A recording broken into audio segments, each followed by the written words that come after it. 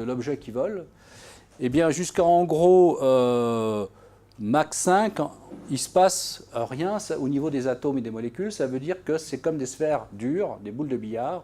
Les atomes n'ont pas de degré interne de liberté, c'est-à-dire tout ce qui est vibration, tout ce qui est dissociation, excitation atomique n'entrent pas en compte, ne bougent pas, ne sont pas excités. Et ça veut dire qu'il faut atteindre dans une densité du gaz atmosphérique. Alors je vous rappelle que la densité de cette pièce est de 10 puissance 19 atomes par centimètre cube. La densité du sol ici est 1 million de fois plus importante. Donc à des densités du sol, ou un petit peu jusqu'à 10 puissance, disons 16 particules atomes par centimètre cube, eh bien, il faut atteindre des nombres de Mach très importants pour aller exciter effectivement les niveaux d'énergie électronique des atomes.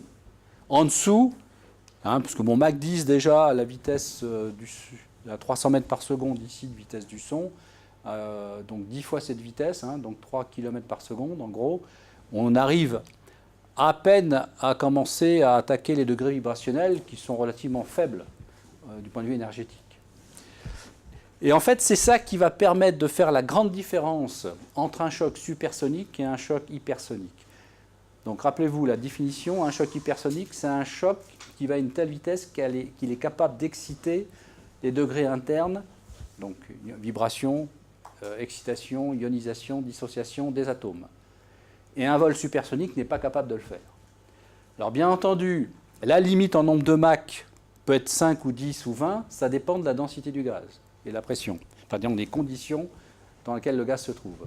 Donc ce n'est pas un régime au niveau numérique bien fixe, c'est variable. Il y a une espèce de plage en fonction des caractéristiques du gaz qui va faire qu'entre l'hypersonique et le régime supersonique, eh bien, ça va être variable.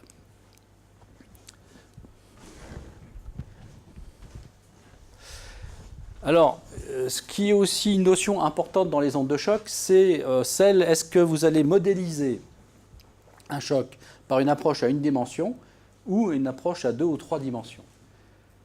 Alors, il s'avère que maintenant que les calculateurs commencent à devenir très puissants, qu'une approche à une dimension va empêcher de voir des choses, notamment dans le détail.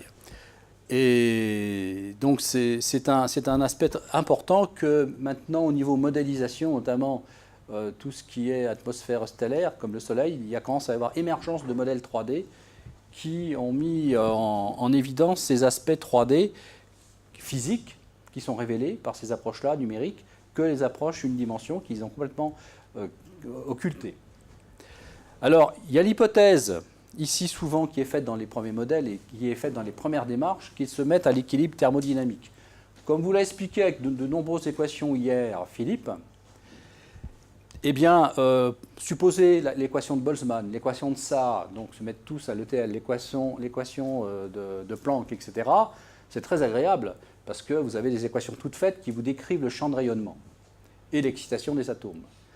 Dès que vous avez une onde de choc, toutes ces équations, elles explosent. On ne peut plus les appliquer. Et ce qui fait la difficulté, effectivement, de faire la théorie d'une onde de choc, c'est qu'on n'a pas recours aux équations d'équilibre thermodynamiques. Alors, il y a des effets liés à l'opacité du gaz, avec le coefficient d'absorption, effectivement, qu'il faut prendre en considération d'une manière détaillée, dès que, effectivement, l'hypothèse de l'ETL n'est plus considérée. Et puis, étant donné aussi un autre phénomène, c'est qu'une onde de choc va se déplacer dans un gaz à une vitesse relativement modeste, qui va être quelques dizaines, voire quelques centaines de kilomètres par seconde, par rapport à la vitesse de la lumière, effectivement, qui est 300 000 km par seconde, eh bien, ça veut dire que tout photon produit par une onde de choc qui va chauffer le gaz va aller beaucoup plus vite que l'onde de choc et va atteindre, avant que le choc n'arrive, tout le gaz qui est devant, qui est froid. Donc ça va créer un couplage, comme on le verra tout à l'heure. Alors, des processus donc de choc dans l'astrophysique, vous en avez des kilos. Et en fait, dès qu'un régime hydrodynamique commence à être supersonique, voire hypersonique, effectivement, ce qui est relativement courant quand les transferts d'énergie commencent à rentrer en vigueur dans les milieux astrophysiques, eh bien, vous avez ici le cas d'une supernova, par exemple, qui a un choc qui explose et qui va atteindre par parce qu'il y a autour de lui, notamment les nuages interstellaires, créé des fameuses images connues de tout le monde, qui sont celles-ci, voilà, où on reconnaît facilement, effectivement, une onde de choc qui se propage dans le milieu interstellaire. Hein, vous avez compris le processus par l'image d'avant. Donc voilà comment on explique que ces espèces de bubbles là, qui se propagent à des vitesses d'environ 1000 km par seconde, effectivement, là c'est 2000 qu'on peut observer. Donc modéliser ça, ça nécessite effectivement de passer par des modèles 3D, et donc ça veut dire qu'il faut être numéricien. Dès qu'on commence à attaquer la réalité géométrique des ondes de choc, si on n'est pas numéricien, on est mort. Alors un autre exemple, voilà, effectivement, de photographie qu'on peut faire. Donc si on veut modéliser ça, hein, bon, ben, si vous ne sentez pas l'âme de fréquenter le calcul numérique, vous faites demi-tour, vous allez faire de la philosophie, c'est jouable.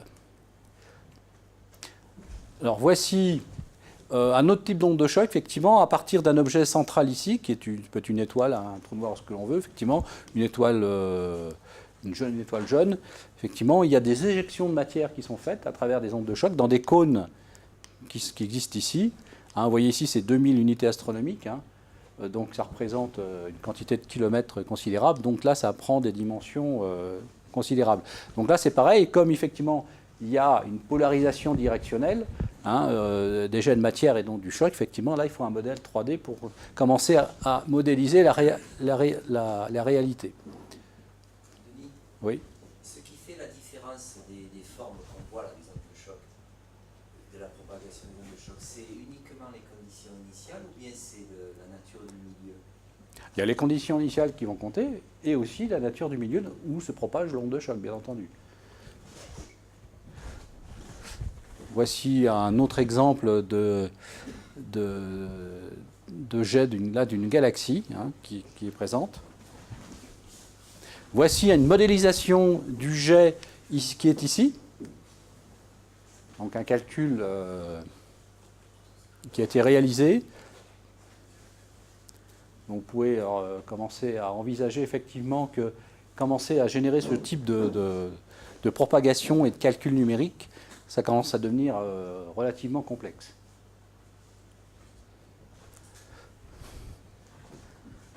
Alors, les ondes, avant de parler d'ondes de choc, vous avez les ondes, il y a différents types d'ondes qui peuvent exister, et que ce soit les cordes vibrantes, qui est une onde de déplacement, ou le son, où là c'est une onde de pression qui va se propager dans l'air, par exemple, hein, ou même le pouls, qui est une onde élastique, ça vous pouvez vous amuser à vivre la propagation d'une onde en regardant votre pouls, en le matérialisant avec vous-même.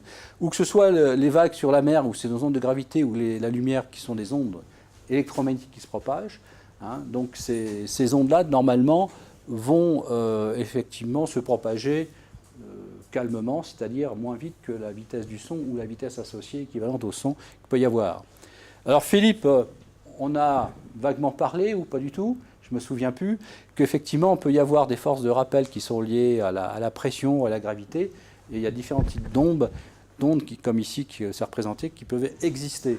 Mais il peut y en avoir encore d'autres, comme ici, vous avez des ondes qui peuvent être longitudinales, qui peuvent être transverses, des ondes qui peuvent être dans les solides ou dans les liquides, et puis vous avez aussi ce qu'on appelle le régime des ondes stationnaires, dans le dernier exemple ici. Donc, il y a de quoi se prendre la tête au niveau de la modélisation de propagation des ondes. Et là, on n'est pas encore au niveau des ondes de choc, puisqu'on est dans un régime subsonique. Donc ça, c'est la base, effectivement, de tout mouvement de propagation, de transfert d'informations dans différents milieux. Alors, si on veut passer d'une onde à une onde de choc, il faut effectivement passer par un processus de formation de l'onde de choc. Alors en fait, on part toujours à partir d'un gradient qui est une onde de compression qui se propage ou de pression qui se propage dans un gaz ou un fluide. Et en fait, la vitesse, comme on peut le voir ici, des différentes parties de l'onde n'est pas la même quand ça se propage, ce qui fait qu'il va y avoir une déformation et que le gradient va se durcir de plus en plus pour aller former jusqu'à un front de choc, front qui va plus ou moins déferler vite, comme l'histoire des vagues, en fonction des caractéristiques du milieu dans lequel on se propage. Donc, il y a déjà dans la formation d'une onde de choc, il y a toujours une première phase de raidissement, hein, qui n'est pas forcément linéaire. Et ensuite, une fois qu'on est dans un processus stationnaire, ce qui peut durer un certain temps, et en fonction des états de dissipation et de dispersion du fluide dans lequel on se trouve, en fonction de sa viscosité par exemple, effectivement, eh bien, le front du choc va exister plus ou moins longtemps. Par exemple, les vagues sur la mer, effectivement, vont exister relativement peu de temps, ça va déferler très vite, hein, dû aux conditions de viscosité du gaz et de conditions de propagation de profondeur de l'onde. Donc, il y a un processus de formation d'un choc, dans tout milieu, effectivement, fluide. Alors, par exemple, dans une étoile, là, c'est un modèle d'une étoile RR Lyrae. J'ai pris une étoile totalement au hasard, hein, et dont la température, en gros, à la surface, mais pas tout à fait, est de 7175 Kelvin, de 0,6 masse solaire, d'une luminosité de 62 luminosités solaires. Et c'est un modèle qui a été conçu numériquement, donc qui a 90 couches. Et on a découpé toute l'atmosphère en 90 tronçons pour pouvoir calculer à chacun des niveaux des tronçons les paramètres physiques, hein. Et puis, effectivement, bon, on se donne une composition chimique effectivement, de l'objet. Alors, vous avez ici une petite tranche en rayons solaires. Là, ça représente 140 000 km. Vous avez ici le log de la densité. On s'aperçoit quand on commence à arriver à peu près à 10 000 degrés, il y a une ionisation de l'hydrogène. Cette ionisation est représentée par ce pic qui est ici. Et en fait, ça donne en gros la position de la photosphère. Dans toutes les étoiles froides, dès que vous avez ionisation de l'hydrogène, vous êtes sur la photosphère. Ce qui correspond à ce que disait Philippe à peu près, ça veut dire que vous avez un tiers de chance que le photon puisse s'échapper et deux tiers qui puisse être bloqué. Donc ça se passe dans cette couche-là. Donc on peut considérer, puisqu'il nous l'a dit hier, en nous l'affirmant, qu'à partir de la photosphère, il y a ce qu'on appelle l'atmosphère, et en dessous, nous sommes dans l'étoile. Donc cette partie-là, où la densité monte relativement calmement, quoique ce soit une échelle logarithmique, vous avez la photosphère qui est là par son pic, et ensuite une décroissance exponentielle de la densité. C'est ce qui se passe ici. Alors, il y a des processus de génération d'ondes de pression qu'on appelle les mécanismes d'ionisation de l'hélium et de l'hydrogène au niveau de la courbe rouge, enfin de la droite rouge et la droite bleue ici. Et à partir de ça, vous avez une onde de compression telle que vous avez vu tout à l'heure, qui commence à se propager dans l'étoile, qui sort de la photosphère là, et qui va ensuite s'accélérer de plus en plus. Donc le front de l'onde va se durcir pour se transformer en onde de choc ensuite, dans l'atmosphère. Et vous avez ici, par exemple, le durcissement de plusieurs ondes, hein, par cycle de pulsation, qui se forment dans l'atmosphère. La première petite onde, vous avez le front qui est ici, là, l'onde S2, qui va faire 4 fois la vitesse du son, arriver à peu près dans cette partie de l'atmosphère. Ici, vous avez un front d'onde de choc, le choc S1, qui va faire Mach 12 fois la vitesse du son. Et là, vous avez Mach 20 pour sortir. Donc ça, c'est ce que les modèles numériques arrivent à restituer. On forme les ondes de choc, enfin on les crée, on les forme, et ensuite ça déferle, et ça se propage dans l'atmosphère. Voici un autre exemple, alors là, qui n'est pas pris dans une atmosphère pulsante, ça c'est pris dans une naine blanche. Il y a le noyau de carbone-oxygène effectivement dégénéré qui va créer des détonations, qui va générer des ondes, et ensuite des ondes de choc qui vont se propager. Ça, c'est en fonction de la distance, hein, en centimètres. Effectivement, on voit ici l'onde ici qui est en train de se durcir, et ensuite, il y a le front du choc qui se propage de plus en plus vite à ce niveau-là. Vous avez ici la température en milliards de degrés. Parce qu'en astrophysique, il faut avoir l'esprit large, on ne va pas se limiter aux pulsantes. Hein. Dès qu'on parle de choc, des chocs, il y en a partout. Hein. D'où l'exemple produit ici. Alors, en gros, il y a deux types d'ondes. Il y a les ondes progressives de choc et les ondes stationnaires. Alors, par exemple, ici, vous avez, on voit très bien ici une onde progressive qui s'échappe, une onde de pression, qui va relativement vite. Hein, si vous avez l'occasion de faire exploser une bombe atomique, c'est ce que vous pourrez observer tranquillement.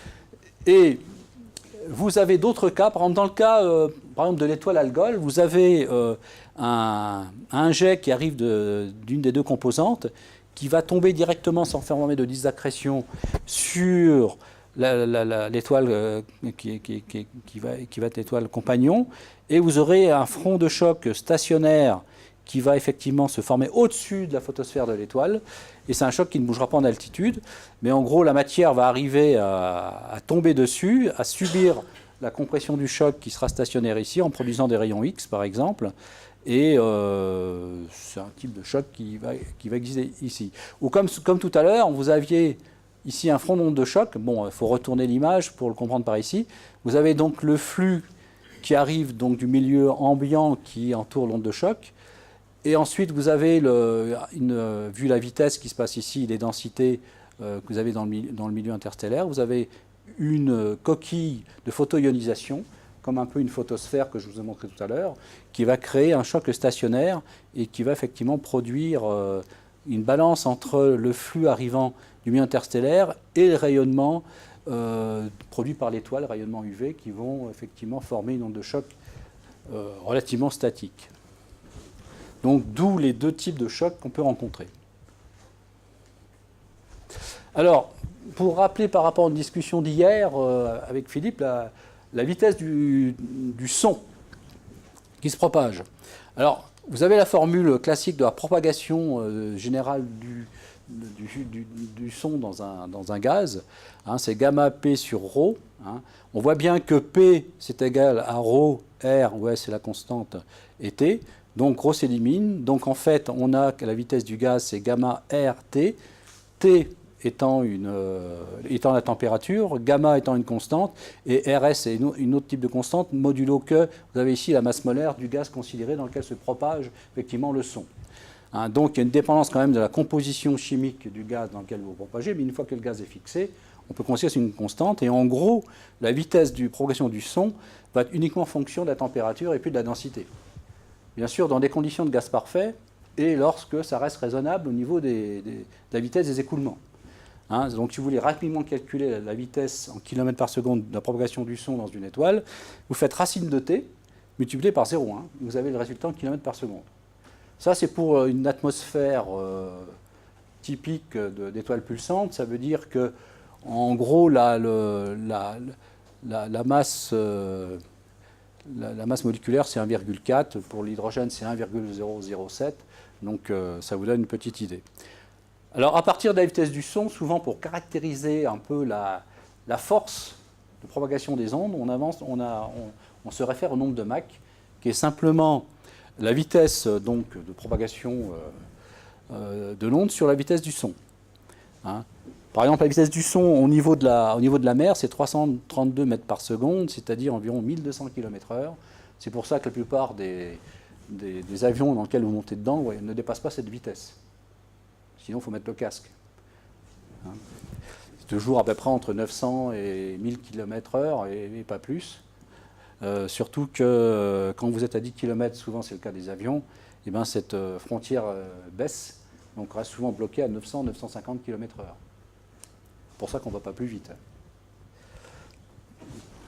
Alors, bien sûr, la vitesse va dépendre, comme je vous l'ai dit, de la température, hein, et de la composition chimique du gaz dans lequel vous vous propagez.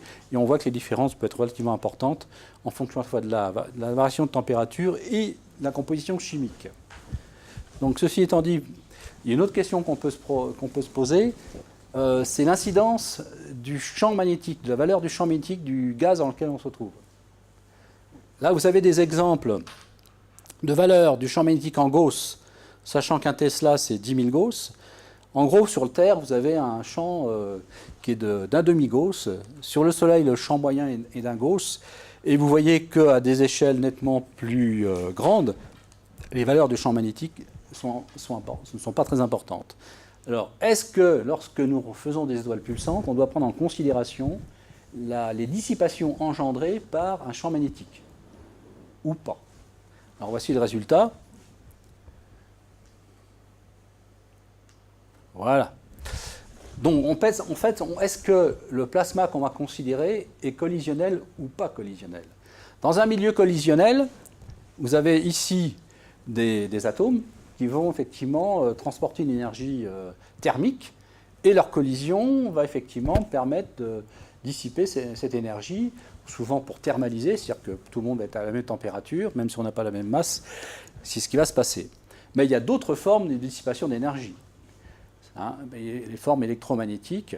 Alors, pour ça, qu'est-ce qu'on va comparer pour savoir si nous sommes dans une dissipation collisionnelle ou non collisionnelle? En fait, il faut comparer le libre parcours moyen des particules, notamment des ions, c'est eux surtout qui vont jouer un petit peu les équilibres, avec le rayon gyromagnétique. Ça veut dire quand vous avez un électron ou un ion, effectivement, qui est influencé par un champ magnétique, il va tout de suite s'incurver, hein, et commencer par cette incursion à perdre de l'énergie sous forme de rayonnement free-free, là, ça part. Donc, si le rayon gyromagnétique est beaucoup plus petit que le libre parcours moyen, les atomes n'auront pas le temps de se rentrer en collision, que déjà, par l'effet de gyromagnétique, par l'effet de champ magnétique, il y aura déjà dissipation d'énergie. Par contre, s'il y a le milieu suffisamment dense, il y aura eu beaucoup de collisions avant que les particules aient fait un tour gyromagnétique. Donc la dissipation électromagnétique, donc non collisionnelle, n'aura pas eu le temps d'opérer.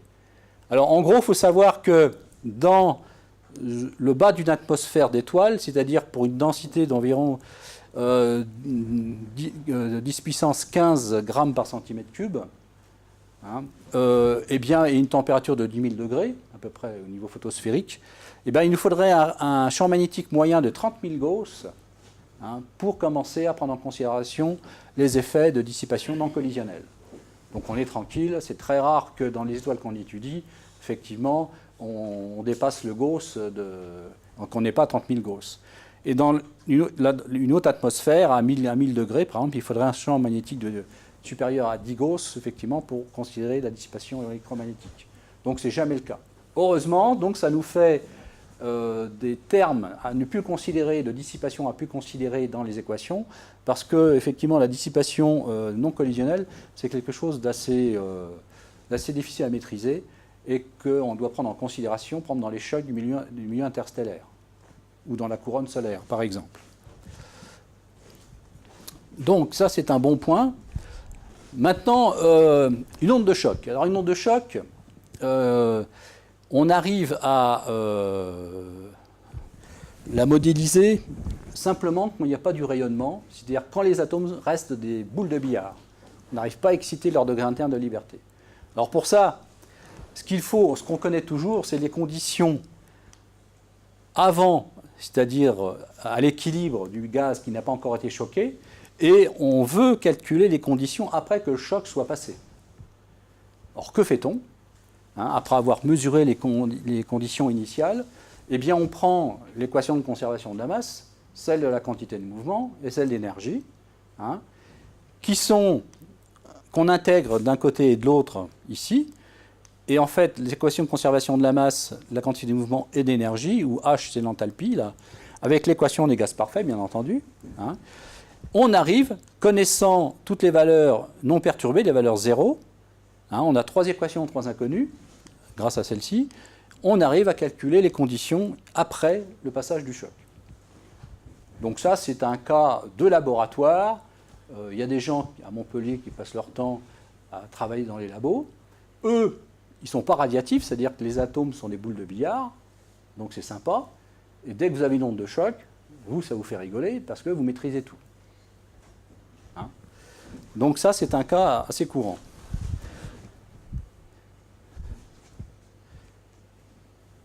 Alors, parlons un petit peu du front du choc. Quand on parle d'onde de choc, vous avez entendu parler d'onde de choc, de front d'onde de choc. Qu'est-ce que c'est que ce truc-là, le front du choc? Eh bien, c'est tout simple. Vous avez ici une toute petite zone qui est encadrée par le gaz non perturbé, une température d'équilibre T1. Derrière l'onde de choc, la température va monter, hein. C'est ce qu'on appelle le sillage du choc, à T2. Et vous avez une toute petite zone qui ne fait que quelques libres parcours moyens des particules lourdes. Hein, ça veut dire que, en gros, ici, vous avez un réservoir d'atomes chauds, hein, c'est un thermaliseur, sur lequel va venir rentrer en collision les particules froides, puisque le milieu est plus froid devant, hein, et en se choquant, hein, c'est ce qui se passe à l'intérieur ici, hein, les particules froides qui sont devant, non perturbées, vont se chauffer, plus la compression. C'est l'objet du choc, c'est le résultat du choc. Alors, ce que l'on sait, c'est qu'avant, comme vous l'a dit Philippe hier, la distribution de vitesse des atomes suit une distribution de Maxwell. Le milieu est à l'équilibre. Derrière, puisqu'on peut définir, ça c'est la définition faite de la température, puisqu'on peut définir une température, vous avez aussi une distribution de Maxwell des vitesses, ici. Donc vous avez ce cas-là, T1 et T2. Et le rôle du front, dans cette zone très faible, de quel calibre par courant moyen, c'est rien du tout. Dans cette zone très faible, en fait, vous ne serez pas capable de définir une distribution de Maxwell de vitesse. Vous aurez une distribution un petit peu compliquée. Et c'est ce qui va faire la définition d'épaisseur du front du choc. C'est la zone dans laquelle on ne peut pas définir de distribution de Maxwell de vitesse, on ne peut pas définir de température facilement. Et c'est ça, là, un front de choc. C'est ça une onde de choc, dans un milieu de boule de billard. Exactement ça. Et c'est pas autrement. Donc ça, on peut l'accepter comme définition. Ça ne va pas plus loin. Alors, bien entendu, dès qu'on commence à regarder si les atomes ne sont plus des boules de billard, hein, donc donc vous avez le front du choc, la particule noire, et ce qui est noir ici, hein, en fait, on s'aperçoit que derrière le front du choc, la température des électrons n'est pas égale à la température des atomes lourds. Simplement parce que l'échange par collision dans le front entre les particules lourdes d'avant et les particules lourdes après, c'est-à-dire les atomes, hein, les noyaux, effectivement est très efficace. Mais les collisions, puisque un électron pèse 1840 fois moins qu'un atome d'hydrogène et encore moins que les autres atomes, la section efficace de collision entre les atomes chauds, les atomes froids ici avec les atomes chauds qui est derrière est très peu efficace. Donc c'est pour ça que les électrons restent quasiment à la même température au passage du front du choc dans laquelle il n'y a plus de distribution de Maxwell de vitesse, hein, comme je vous l'ai dit tout à l'heure. Donc, va y avoir cette espèce de dissymétrie de température juste derrière le front du choc entre les atomes et les particules lourdes. On peut même dire qu'entre les différents types d'atomes qu'il peut y avoir, un atome de sodium, un atome de fer ou d'hydrogène, juste derrière le front, va y avoir une température un peu différente entre toutes ces particules lourdes. Donc, il va y avoir différents temps qui vont exister. Par exemple, au niveau translationnel, ça veut dire les libres parcours moyens, les collisions, les niveaux collisionnels entre les atomes. En gros, entre ce point-là et ce point-là, il va se passer à peu près 10-6 secondes. Bien sûr, ça va dépendre des paramètres du gaz, etc. Ça peut varier entre 10-5 et 10-8, ça dépend effectivement de la vitesse du front. Mais sur un temps très court, en fait, les particules lourdes là vont retrouver une distribution de Maxwell en un temps très très court. Ça va très vite. Alors je sais qu'il y a des gens qui travaillent au picoseconde et ils seraient capables de nous faire des mesures en combien de temps pour un gaz donné on va retrouver la distribution de Maxwell. Il faut juste la possibilité de pouvoir plancher la boule de... Voilà, il ne faut pas manger trop lourd le midi, c'est ça.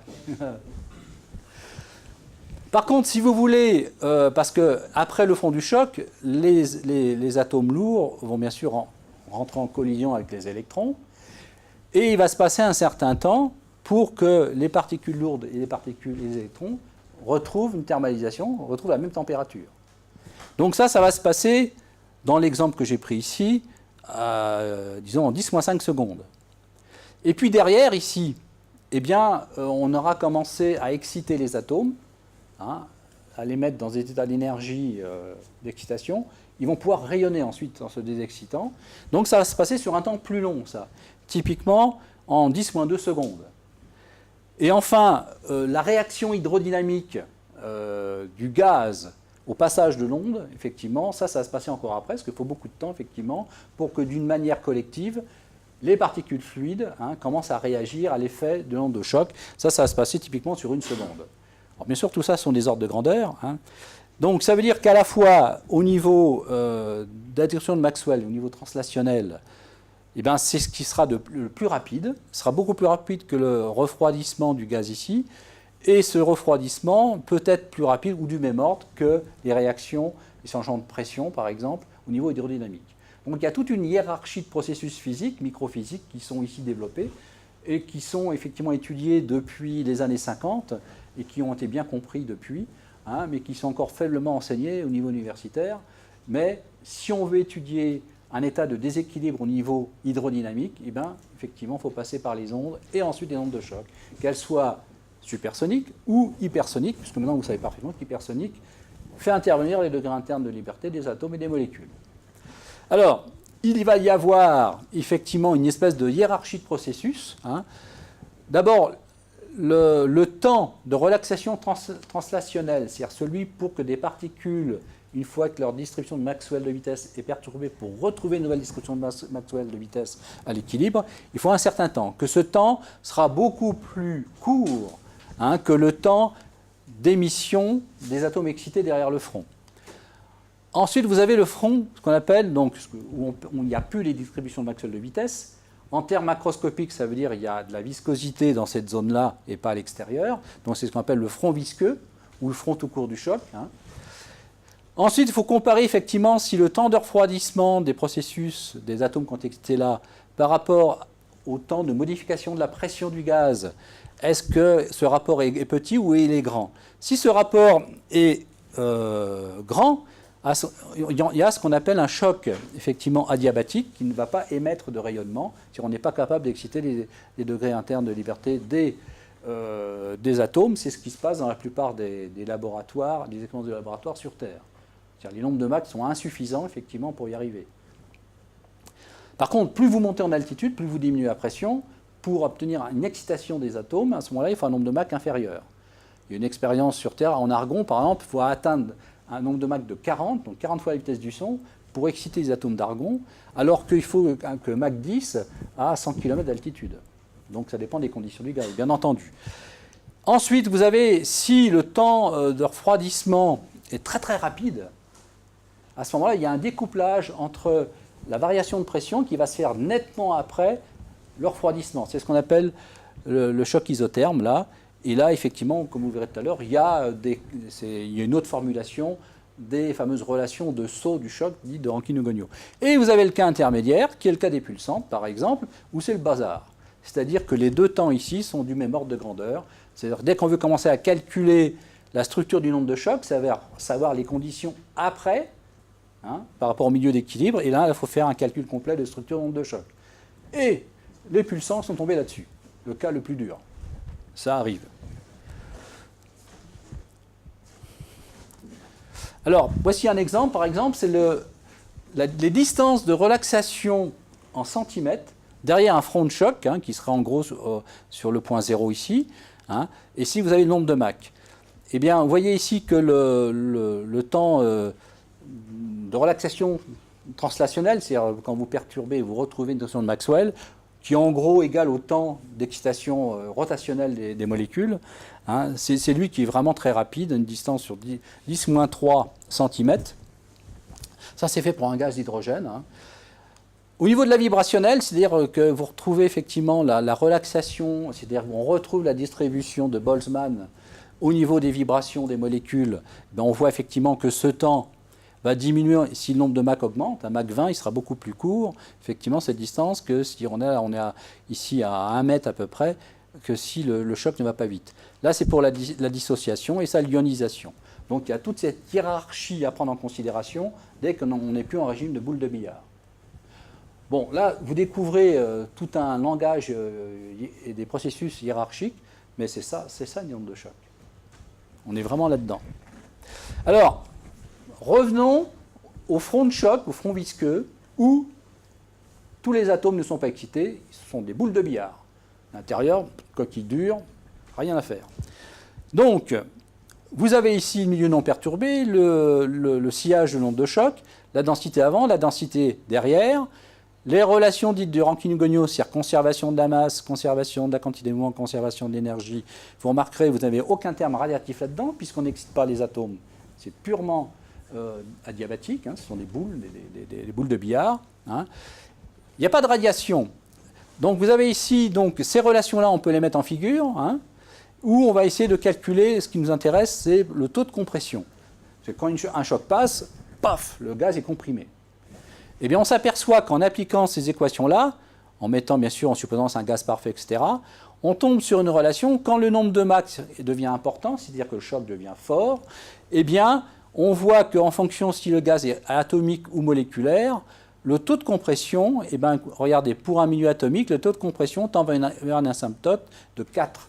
Si on comprime, quand le choc est fort, dans un milieu de boule de billard, le gaz par un facteur 4, boum, sur quelques libres par moyen de particules, sur rien.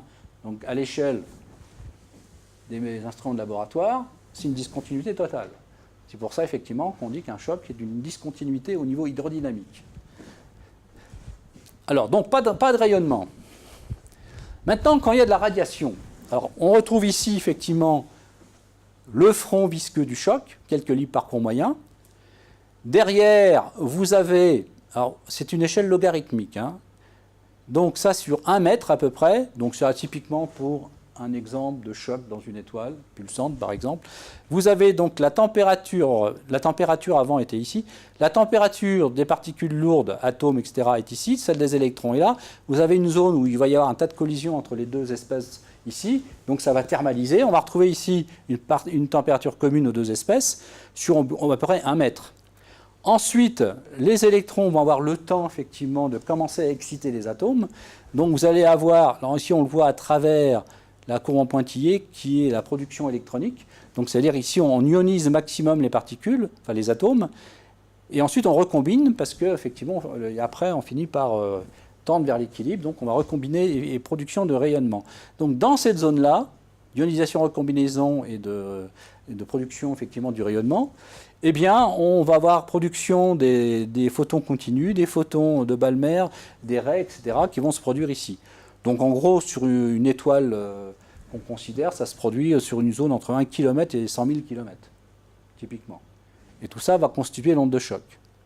Alors, ce qui se passe dans les étoiles froides, ce n'est pas le cas des étoiles souvent étudiées par Philippe, qui sont relativement chaudes, hein, c'est que le gaz qui est devant n'est pas ionisé, n'est pas excité, il est froid. Mais comme les photons vont plus vite et ils vont traverser tout ça, ils vont aller attaquer ici, effectivement, certains photons vont attaquer le milieu froid pour le pré-ioniser et le pré-exciter. Donc vous allez voir, c'est ça qui va compliquer l'affaire. Alors donc il y a toute cette zone qui est une zone de production de rayonnement. Devant, il y a une zone, mais très très fine au niveau distance spatiale, qui est une zone de processus de thermalisation, ionisation et d'excitation. Hein. Et ça, c'est une zone encore infiniment plus fine, effectivement, qui va être le front du choc, où la direction de Maxwell dans cette zone-là n'est pas définissable. Donc, ce qu'on observe, ce sera uniquement les photons qui auront été capables de traverser, donc tout ça, c'est le reste de l'atmosphère de l'étoile, capable de traverser toute l'étoile. Et le rayonnement observé, donc les raies en émission, comme celles de l'hélium et de l'hydrogène qu'on peut observer, sont produites dans cette zone-là. Et si vous faites des mesures de vitesse radiale ou d'intensité, ou de largeur équivalente, tout ce que vous voudrez, ça vous donnera les conditions physiques derrière le front du choc ici, dans cette zone, et pas autre chose. Quand les photons traversent l'onde de choc, il n'y a aucun échange d'énergie entre les photons et l'onde de choc. Oui, simplement parce que ici, tu vois les distances, c'est très court. Le libre parcours moyen du photon, en général, il est beaucoup plus grand que l'épaisseur de cette zone-là. Donc sa probabilité d'interaction, par définition, du libre parcours moyen d'interaction, est nulle pratiquement. Pas tout à fait nulle, mais elle est très faible. C'est pour ça que ce milieu-là est transparent. On dit qu'il est optiquement mince. Parce que c'est ça qu'il ne faut pas oublier. C'est que là, tu as 100 000 km et là, tu as 1 mètre. Donc, s'il te faut 10 mètres pour qu'un photon commence à être absorbé, s'il traverse une couche d'1 mètre, sa probabilité d'interaction est faible, d'absorption est faible.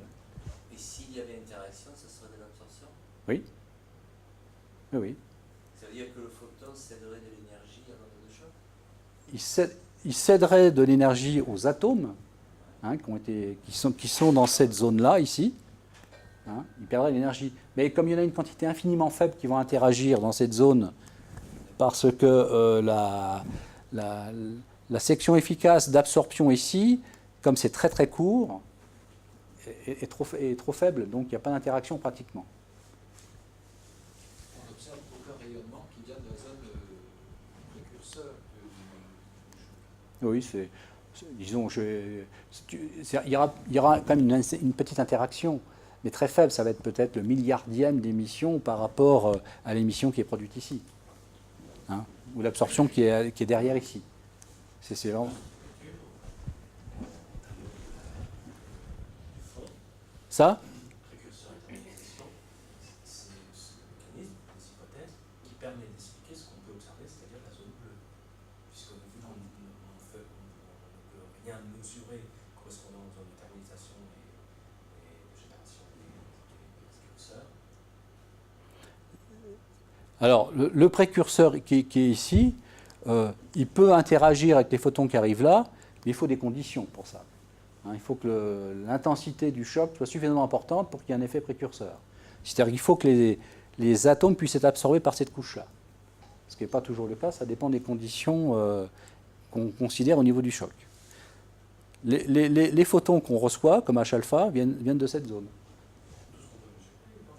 Dans le spectre. Enfin, dans le bleu, la zone bleue. Oui. Et ce qui se passe en avance, c'est les mécanismes qui permettent de... Alors ça va dépendre du type de rayonnement. Par exemple, le continuum Lyman, ici, va être complètement absorbé devant, dans le précurseur. Mais H-alpha va traverser le précurseur sans souci. Sauf dans des cas de choc très violent, quoi. Alors, le taux de compression. Le taux de compression, comme je vous l'ai expliqué tout à l'heure, un choc, effectivement, va chauffer le gaz et va le comprimer. Si c'est un gaz de boule de billard, le taux de compression, c'est 4 dans un gaz atomique. C'est 7 dans un gaz moléculaire. Hein. Et en fait, ça vient en fait de cette fameuse formule gamma plus 1 sur gamma moins 1 qui est déduite des relations de Rankine-Monod pour les sphères de billard. Quand le nombre de Mach devient infini, automatiquement, hein, dans tous les bouquins classiques, quand vous faites tant de ça à la limite, vous obtenez ça. C'est les résultats classiques. Et dans la plupart des cerveaux, effectivement, universitaires classiques, qui travaillent sur Terre, dans leur labo, où c'est tout calme, il n'y a pas de déflagration violente, je pense que c'est un peu ce qui se passe à Montpellier. Voilà. Si vous avez des ondes de choc, vous allez rester borné, effectivement, à des taux de compression de 4. Et ce taux de compression va monter à combien dans un choc radiatif où on doit prendre en considération les degrés internes de liberté des atomes, c'est-à-dire qu'on est capable de les exciter, c'est-à-dire des chocs suffisamment rapides. Eh bien, on s'aperçoit que, par exemple ici, alors ça peut être un fait d'expérience, on s'aperçoit que si vous prenez un choc à 60 km par seconde, hein, 2 fois la vitesse de la Terre, hein, eh bien, vous avez des taux de compression mesurés de 65, qui ne sont pas bloqués à 4. Le choc passe, pouf, la densité est multipliée par 65. Et si on prend le cas d'un choc isotherme, c'est un choc qui est en fait désaccouplé, ça veut dire le choc passe, vous chauffez le gaz, vous excitez le gaz, il rayonne, et après au niveau hydrodynamique, la pression commence seulement à changer après. Ben ça c'est un cas très favorable, effectivement les équations le démontrent, où les taux de compression, taux de compression est égal à gamma M1 carré, nombre de Mach. Vous avez dans cet exemple-là ici, un taux de compression de 84. Je ne sais pas si vous vous rendez compte, instantanément, la densité du gaz est multipliée par 84. Boum. Ça se voit quand ça se passe. Hein. Alors, bon, ça, ici, là, ce sont des calculs qui ont été faits par ces deux collègues-là juste au début du siècle, qui viennent de le faire, où effectivement, alors, voici ce qui se passe, effectivement, cette formule-là devient un peu plus compliquée lorsque vous avez du rayonnement. Hein. C'est ce que ces deux gugus-là ont démontré. Effectivement, si il y a des atomes excités, hein, eh bien vous devez prendre en compte l'énergie d'excitation des atomes, l'énergie d'ionisation, l'énergie translationnelle des atomes, plus le flux de rayonnement qu'il peut y avoir. Donc l'équation devient un peu plus compliquée, ce qui permet effectivement de calculer des choses comme ça. Ça veut dire que si le choc est par exemple à Mach 20, vous pouvez avoir des taux de compression de plusieurs centaines, ce qui est considérable. Et notamment, c'est intéressant, quand le choc se propage dans les enveloppes très éloignées d'étoiles, les taux de compression sont tellement forts que vous êtes capable de générer de la poussière à ces taux de compression-là. Et cette poussière, vous ne pourriez pas la fabriquer s'il n'y avait pas une compression aussi forte, par exemple. Alors, En reprenant cette formule, effectivement, en considérant que les degrés internes de liberté des atomes, en fonction du nombre de Mach, eh bien, la densité, le saut de densité à travers l'onde de choc qui est induite effectivement par le passage du choc, vous avez ici le facteur 4, où bon, là, comme c'est moléculaire, on est monté un peu plus, on est monté à un facteur 6, parce que effectivement, c'était un gaz d'oxygène ici, à cette température d'équilibre ici. Donc, s'il n'y a pas de degré interne, si vous ne considérez pas l'excitation et l'ionisation des atomes d'oxygène, le taux de compression sera toujours bloqué à 6, là. Il ne va pas bouger. Si maintenant vous considérez, en fonction de la pression initiale P1 du gaz non choqué, eh bien vous voyez que les taux de compression vont être très différents. Donc bien sûr, vous avez la bosse initiée par la dissociation d'un molécule d'oxygène, ensuite la premier électron arraché, la bosse de l'ionisation, puis après ça continue, les différentes bosses, en fonction de vous arrachez les électrons. Donc vous voyez que le taux de compression, si vous faites une modélisation quelconque ou une compréhension de la physique du gaz, si vous refusez de considérer que vous avez des atomes qui composent le gaz, avec des degrés internes de liberté et seulement des boules de billard, eh bien vous allez vous tromper au niveau des taux de compression quand le choc passe. Notamment lors de l'estimation de l'intensité des raies d'émission, il va y avoir des sacrées différences. Donc vous êtes condamné, quand vous faites de la pulsante et vous faites des spectres, eh bien à prendre en considération ce genre de choses, dès que les raies sont produites dans le sillage d'une onde de choc. Donc je sens que vous allez très vite devenir des grands experts, effectivement, de la formation des raies, avec l'aide de Philippe, effectivement, de la formation, de la mesure de l'intensité des raies.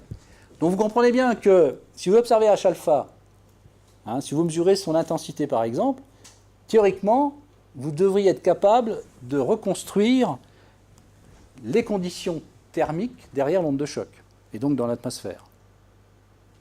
Pas facile, parce que les petites équations que vous a montrées Philippe hier, à l'équilibre, Boltzmann, ça, etc., vous les mettez à la poubelle, comme je vais vous le montrer là. Ces considérations n'ont pas été sur le profil de la raie, juste sur l'intensité de la raie. Si, on va le voir tout à l'heure. Oui. Alors, encore un petit exemple, voilà. Là, bon, maintenant on prend un gaz d'hydrogène à cette température initiale et cette pression, 0,1 mm de mercure, donc un dixième moins que ça par rapport à l'atmosphère de cette pièce-là. Et on regarde le saut de densité en fonction de la vitesse de l'onde de choc ou du nombre de Mach. Mais là, on va aller dans le grand délire, puisqu'on va aller jusqu'à la vitesse de la lumière. Alors on s'aperçoit que ici on va voir la dissociation de la molécule, l'ionisation de l'atome d'hydrogène ici. Donc si on commence à grimper ici, alors là bien sûr on n'est plus bloqué par, puisqu'on ne considère plus que c'est des boules de billard, on voudrait observer ce genre de compression. Alors ça dépend si vous estimez que vous êtes dans un milieu à l'équilibre radiatif, ou si vous êtes optiquement mince, c'est-à-dire que tous les photons produits ne vont pas interagir au niveau du précurseur, comme le voulait notre ami ici présent. Donc, il peut y avoir des surprises, mais on peut s'amuser à aller effectivement dans le domaine relativiste, si le gaz reste parfaitement un plasma. Mais bon, pour l'instant, dans les étoiles pulsantes, on n'est pas relativiste. Tu n'as pas trouvé de choses relativistes encore. Bon, alors, donc ça va, ça roule. On est tranquille. Mais tout ce que je vous ai décrit là, en fait, ne prend en considération que la présence d'un flux de rayonnement. J'ai négligé l'énergie radiative et la pression radiative. C'est-à-dire, je travaille dans cette hypothèse-là. C'est une hypothèse tout à fait raisonnable dans des atmosphères jusqu'à quelques centaines de kilomètres par seconde. Mais dans une supernova, à 1000 km par seconde ou plus, eh bien, ces deux termes-là ne sont plus négligeables. Ils vont entrer en considération. Il faut les prendre en compte. Donc, ce petit bouquin-là, que certains ont déjà acheté, effectivement, vont effectivement discuter ces problèmes-là. Et puis ensuite, si vous considérez le coefficient d'absorption en fonction de la fréquence ou de la longueur d'onde, il va devenir très complexe. Et en fonction des hypothèses, est-ce que le milieu est optiquement mince, c'est-à-dire un photon produit par le choc n'est pas absorbé, il sort du gaz, il va refroidir le gaz, ou si le milieu est trop dense, à ce moment-là, le photon va être absorbé, réémis, Donc là, il faut considérer l'équation de transfert et c'est beaucoup plus complexe à mettre en musique. Alors bien entendu, vous avez le cas du choc hydrodynamique et le cas du choc diradiatif. Donc ça, en gros, milieu supersonique, et là, milieu hypersonique. Et effectivement, les profils des chocs seront différents. Vous aurez du préchauffage, du préchauffage ici dans le milieu précurseur, comme le voulait notre ami ici, dans certains cas rapides, et des chauffages considérables, plus des compressions importantes. Donc en fait, dans une étoile pulsante, on est surtout dans des chocs radiatifs. Radiatif, c'est synonyme d'hypersonique. C'est-à-dire qu'on prend en considération les degrés internes de liberté des atomes. Donc, le choc isotherme, qui est un cas très particulier, en fait, c'est le choc arrive, on comprime, on chauffe le gaz, et il se refroidit tout de suite. Mais la pression n'a pas encore bougé. Parce qu'il faut beaucoup de temps pour que ça réagisse. Ou le chauffage et le refroidissement sont très rapides. Il y a un désaccouplage des deux. Donc dans ce cas-là, effectivement, c'est ce qu'on appelle le choc isotherme. Ça veut dire que ici, vous avez les conditions du gaz non perturbé, ici, les conditions après, notamment avec un taux de compression maximum qui est le plus gros qui puisse exister. Un gamma, c'est 1,6 pour un milieu atomique, le nombre de Mach au carré. Donc c'est le taux de compression d'un choc isotherme. Alors, voilà donc, en fait, lorsque vous êtes sûr que vous êtes dans ce cas-là, eh bien, les relations sont toutes simples. Elles vous donnent un taux de compression qui est directement, qui est directement celui-ci. Donc, par exemple, pour un nombre de Mach de 15, vous avez un taux de compression de 360. Ça, vraiment, ça ne peut pas se trouver là. Et en fait, bon, si on considère l'équation d'énergie, effectivement, avec tous les termes ad hoc, énergie translationnelle, énergie interne, flux radiatif, effectivement, on arrive à démontrer ça. Et il n'y a pas besoin de calculer la structure interne de tous les processus, dans ce cas-là, limite, pour calculer les taux de compression. Parce que s'il fallait calculer tout ce qu'il y a dans le carré rouge, il faudrait déterminer effectivement toutes ces courbes-là et tout ce qui se passe ici. Ce qui est un peu plus compliqué. Donc, dans certains cas, de choc, quand ça devient rapide, effectivement, on peut tomber sur cette hypothèse-là. Mais malheureusement,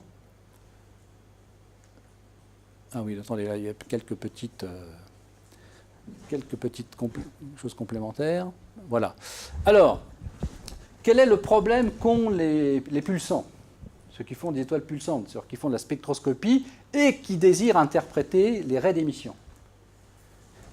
Eh bien, comme je vous l'ai dit tout à l'heure, c'est que vous avez ici le front visqueux du choc, dans lequel il n'y a pas de distribution de Maxwell des vitesses.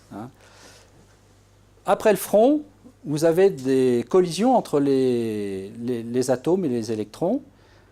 Donc, vous allez élever la température électronique, la densité électronique. Comme ce sont les collisions entre les atomes et les électrons, parce que la section efficace est la plus importante, qui vont aller produire le rayonnement.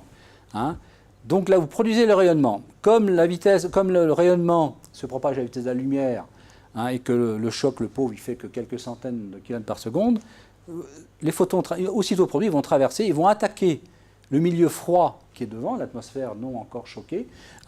Et bien sûr, ça va créer des photoionisations et des photoexcitations, dans ce qu'on appelle le précurseur radiatif. Donc, si vous faites des photoexcitations et des photoionisations, vous allez produire des électrons dans le gaz donc choqué.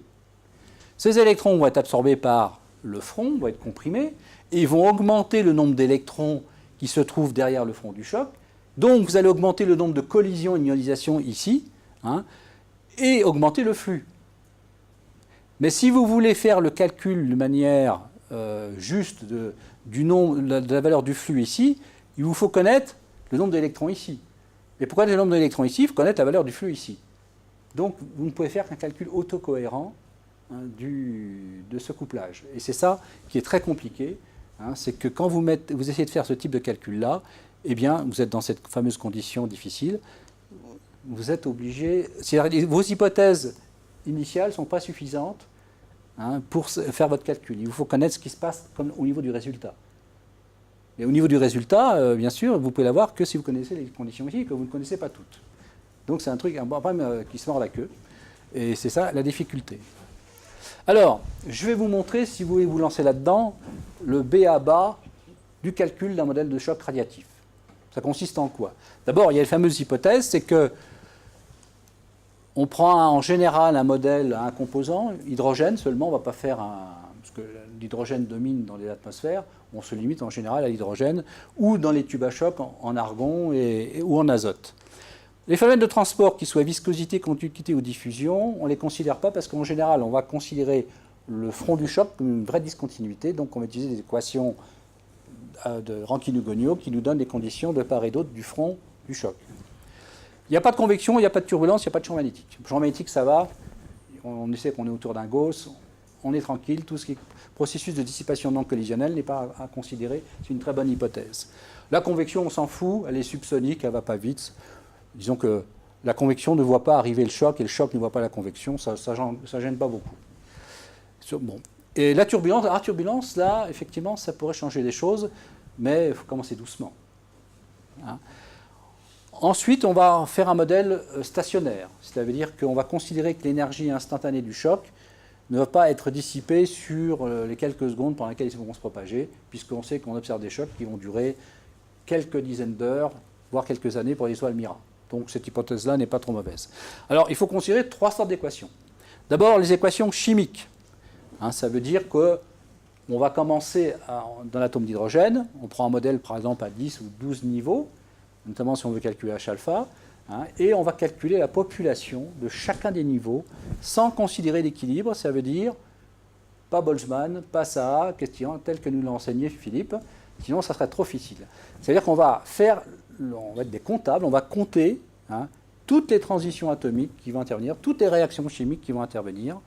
Il peut y en avoir des centaines, et de différents types. Et d'ailleurs, ce type d'équation-là que vous allez avoir, entre donc, la création et la destruction des atomes peuplés avec leur population, effectivement, sont des équations avec des constantes de temps très différentes, ce qu'on appelle des stiff equations. Et donc ça génère des difficultés de calcul numérique. Enfin bon, ça se fait. Donc premier groupe d'équations, parmi les trois qui existent, les équations chimiques. Ensuite, on prend les équations hydrodynamiques. Alors, vous avez les fameuses trois équations que je vous ai dites tout à l'heure. Celle de la masse, qui est toujours la même. Celle de la quantité de mouvement, dans laquelle, pour les étoiles pulsantes, on peut négliger la pression de radiation, ce qui n'est pas le cas pour les supernovas. Et l'équation totale d'énergie, où vous avez l'énergie cinétique des particules fluides. Vous avez l'énergie d'agitation des atomes, l'énergie translationnelle. L'énergie interne, dans laquelle vous avez l'excitation, la dissociation, l'ionisation, etc. des atomes.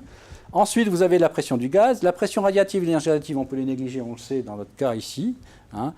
Et enfin, vous avez le flux de rayonnement qui est très important, effectivement, qu'il faut considérer. Alors, vous pouvez prendre un modèle à une ou deux températures si effectivement, on sait que derrière le front, la température des électrons n'est pas égale à la température des atomes. Donc, il vous considérez une équation d'énergie pour déterminer la température électronique, que vous allez coupler à ces équations-là. Et enfin, il vous faut prendre en considération qu'il va y avoir du transfert de rayonnement. C'est-à-dire que vous avez des photons qui vont être produits, absorbés, réémis, etc. Donc, il faut le calculer tout ça, et coupler avec toute la chimie et tous les niveaux, les populations de niveaux des atomes qui existent, et voir des molécules. Donc, vous prenez effectivement, parce qu'ici, vous avez le coefficient d'absorption, tel que vous en avez parlé, Philippe, qui va caractériser effectivement la capacité, en fonction de la longueur d'onde ou de la fréquence de l'atome à absorber ou pas le rayonnement qui lui arrive dessus. Donc vous aurez des continuums, comme celui de Balmer ou de Lyman, et vous aurez des raies, telles que celles que vous observez. Donc il faut injecter tout ça dans la machine. Alors, vous avez ce qu'on appelle, ce que vous a montré Philippe, l'équation de transfert, dans laquelle vous avez le coefficient d'émission et le coefficient d'absorption avec l'intensité de rayonnement. Puisque c'est un milieu stationnaire, la variation temporelle de l'intensité n'a pas lieu d'être. Il n'y a plus que la variation, effectivement, spatiale.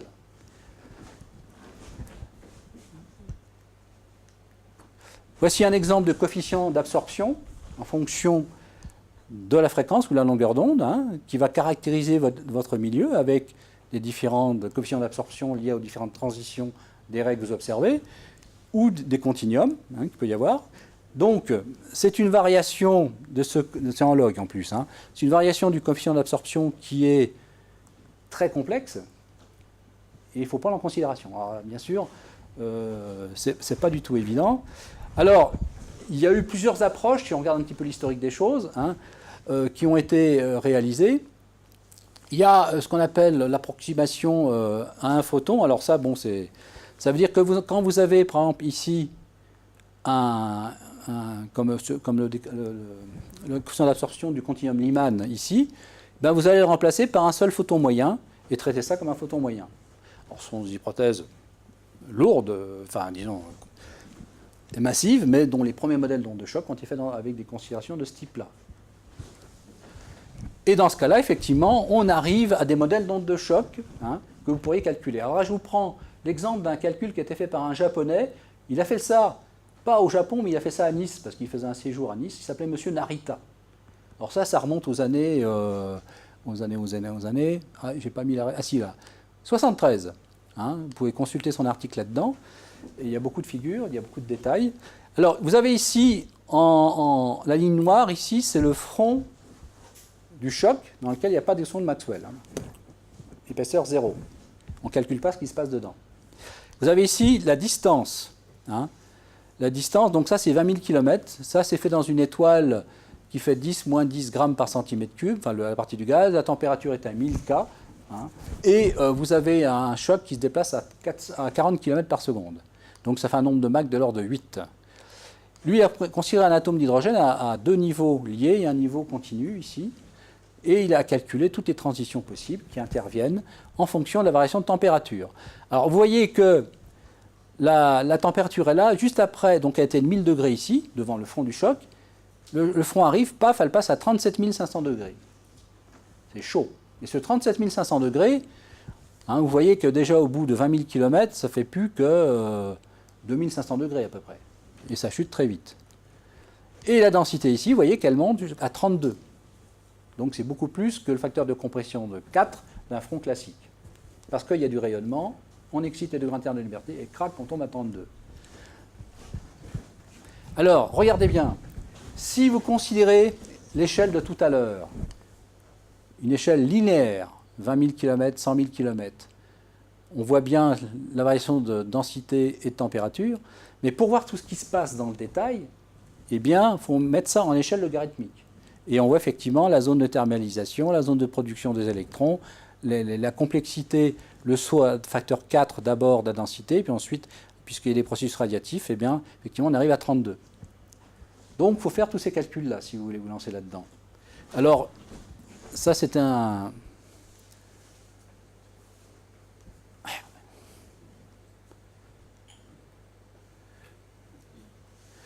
Il y a un blocage. Ah, si, voilà. Si maintenant, on veut arriver à des calculs plus sophistiqués, on reprend l'équation de transfert, et là, il faut prendre en considération le spectre complet du coefficient d'absorption, qui est, disons, défini par l'ensemble des atomes présents, avec toutes leurs transitions, à la fois continues et qui soient non continues.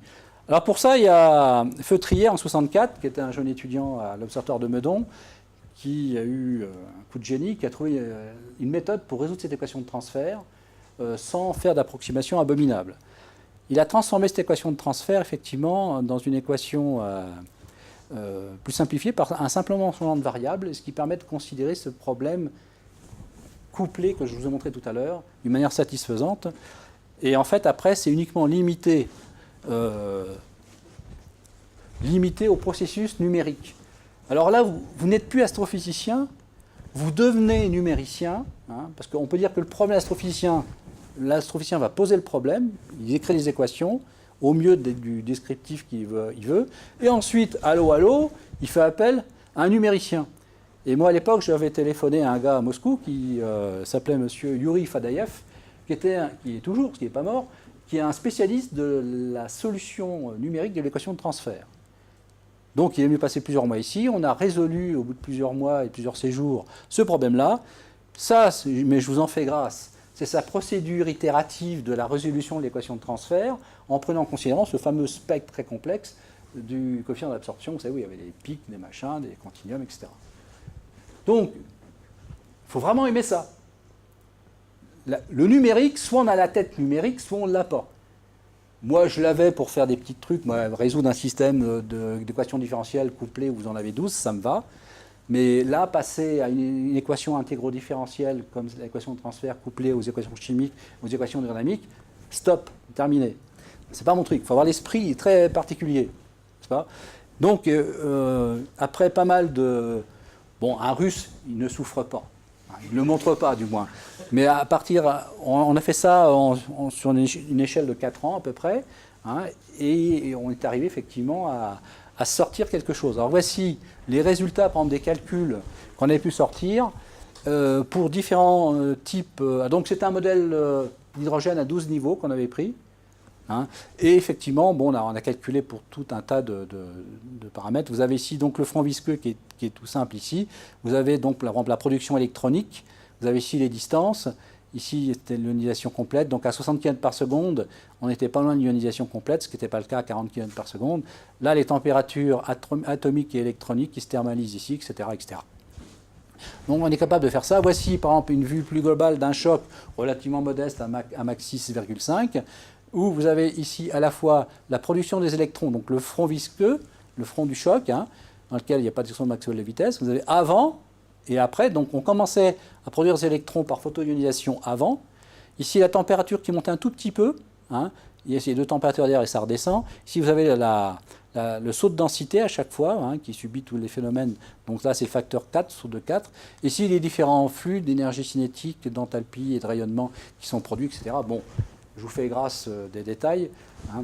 Mais bon, ça permet effectivement de calculer. Et alors, on a essayé de faire un dernier truc, c'est de calculer une raie en émission. Hydrogène, pour ne pas la citer, hein, dans tout ce bazar. Alors, pour ça, bien sûr, il y a eu tout un schéma numérique, effectivement, qui a été mis en place. Mais il y a de quoi y perdre son latin dans ce genre de choses. Et enfin, bon, c'est tout un monde. Donc le choc ici visqueux, la région pré-choc, la région post-choc, la zone dans laquelle se trouve émise le rayonnement. Bien sûr, le rayonnement va à droite et à gauche et va être réabsorbé ici dans la zone dans le processus radiatif. Hop, hop, hop. Et donc, en fait, bon, c'est là qu'on a pu mettre en place cette formule-là et démontrer, enfin, généraliser cette formule par rapport à celle qui était connue avant, et de savoir les taux de compression. Bon, ça, c'était le détail que je vous avais montré tout à l'heure. Et aussi, on a mis en évidence une chose importante, c'est que, et ça c'est important pour l'effet Blaschko, c'est que plus le choc va vite, eh bien, plus le choc va perdre d'énergie sous forme radiative.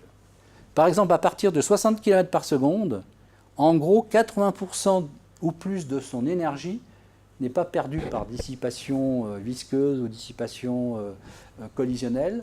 Ça va être perdu sous forme de rayonnement. Et c'est ça, en fait, qui va amortir les ondes de choc, de manière la plus efficace dans les étoiles pulsantes et ailleurs, dès que vous allez vite. Donc ça, c'est un résultat intéressant. Et on a mis aussi en évidence que quand les chocs vont très vite, et là, ça rejoint ce que Benji rêvait finalement tout à l'heure, c'est qu'on va effectivement arriver, si le choc est assez rapide, à produire des raies en émission de ce côté-là, derrière le front du choc, mais aussi dans le milieu précurseur. Voici des raies en émission. Alors, vous avez ici H-alpha, H-bêta, H-gamma, des courbes pour différentes densités du milieu non perturbé. Hein. Ici, nombre de Mach 11, 13 et 14. Eh bien, on voit que H-alpha, il y a deux composantes. Une composante qui est produite derrière le front et l'autre qui est devant, bien sûr dans certaines conditions favorables. Ces deux composantes, on ne les voit quasiment pas sur les H-bêta et H-gamma. Donc ça a été le premier calcul autocohérent du nombre de chocs, autocohérent dans le sens que, vous savez, les électrons sont produits avant, derrière, ça se mange la queue, etc. C'est compliqué. On a résolu toute l'équation de transfert proprement, avec les coefficients d'absorption continue, ce qui n'est pas évident. Et donc on est capable de... Alors ces deux composantes-là ont été observées sur les Mira.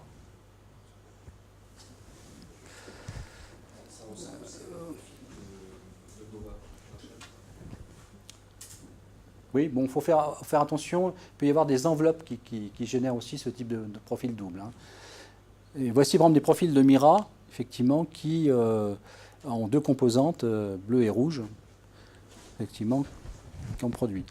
Voilà, donc on va arrêter l'exposé à cet instant. Hein, et donc, vous voyez que obtenir une raie en émission nécessite parfois, pour l'interpréter, tout un arsenal, effectivement, d'approches théoriques qui ne sont pas faciles, quoi. Voilà, je vous remercie.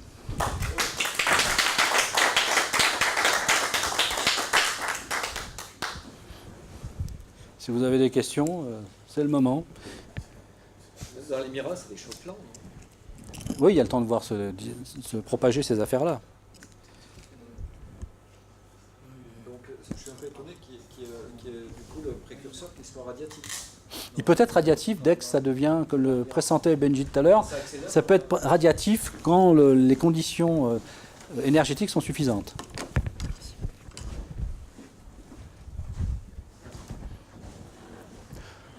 Bon, ça c'était, comment dire, une approche visuelle de cette affaire-là, dans l'objectif de donner une conscience de ce qu'il y a derrière le monde de choc, du point de vue approche théorique. Ça ne veut pas dire que j'encourage tout le monde ici, effectivement, de se lancer là-dedans tout de suite. Vous pouvez attendre un petit peu.